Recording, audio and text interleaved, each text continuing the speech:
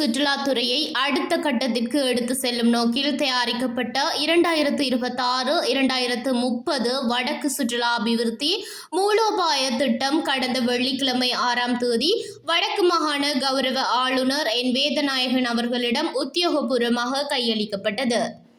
வடக்கு மாகாண ஆளுநர் செயலகத்தில் நடைபெற்ற இச்சந்திப்பின் போது திட்ட அறிக்கை ஆளுநரிடம் கையளிக்கப்பட்டதோடு அத்திட்டம் தொடர்பான விரிவான முன்னறிக்கையும் மேற்கொள்ளப்பட்டது. வடக்கு மாகாண சுற்றுலா பணியகத்தின் நிதி ஒதுக்கீட்டின் கீழ் வவுனியா பல்கலைக்கழக வியாபார கற்கைகள் பீடத்திடம் இத்திட்டத்தை தயாரிக்கும் பொறுப்பு ஒப்படைக்கப்பட்டிருந்தது. அதற்கமைய பீடாதிபதி கலாநிதி வை நந்தகோபன் தலைமையிலான விசேட நிபுணர் குழுவினரால் இந்த தந்திரோபாய திட்டம் தயாரிக்கப்பட்டுள்ளது. வடக்கு மாகாணத்தின் 5 மாவட்டங்களிலும் நடத்தப்பட்ட விரிவான ஆய்வுகள் மற்றும் கலந்துரையாடல்களின் அடிப்படையில் மொத்தம் 431 சுற்றுலா மையங்கள் இத்திட்டத்தில் அடையாளப்படுத்தப்பட்டுள்ளன. யாழ்ப்பாண மாவட்டம் 5 வலயங்களாக பிரிக்கப்பட்டு 200 மையங்களாகவும், முல்லைத்தீவு மாவட்டம் 77 மையங்களாகவும், கிளிநொச்சி மாவட்டம் 56 மையங்களாகவும், வவுனியா மாவட்டம் 49 மையங்களாகவும், மன்னார் மாவட்டம் 49 மையங்களாகவும் பிரிக்கப்பட்டுள்ளன. இவற்றில் ஒவ்வொரு மாவட்டத்திலும் முன்னுரிமை அடிப்படையில் தலா 10 சுற்றுலா மையங்களும், மாகாண மட்டத்தில் முன்னுரிமை அடிப்படையில் தலா 2 சுற்றுலா மையங்களுமாக மொத்தம் 10 மையங்கள் தெரிவு செய்யப்பட்டுள்ளன.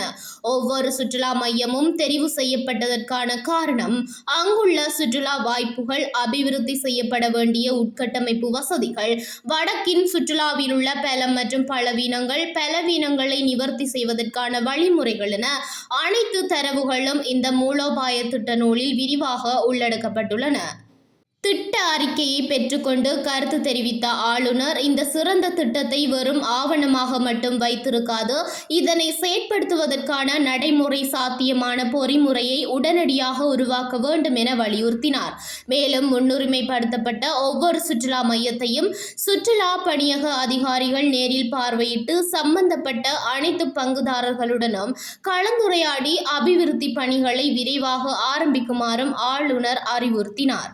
இந்நிகழ்வில் வடக்கு மாகாண உள்ளூராட்சி அமைச்சின் செயலாளர், மன்னார் மாவட்ட செயலர், பிரதி பிரதம செயலாளர், உதவி பிரதம செயலாளர், நகர அபிவிருத்தி அதிகார சபையின் வடக்கு மாகாண திட்டமிடல் பணிப்பாளர், 5 மாவட்ட செயலகங்களின் பிரதிநிதிகள், வடக்கு மாகாண சுற்றுலா பணியகத்தின் தலைவர், பணிப்பாளர் மற்றும் உறுப்பினர்கள், திட்டத்தை தயாரித்த வவுனியா பல்கலைக்கழக பேராசிரியர்கள் உள்ளிட்ட பலரும் கலந்து கொண்டனர்.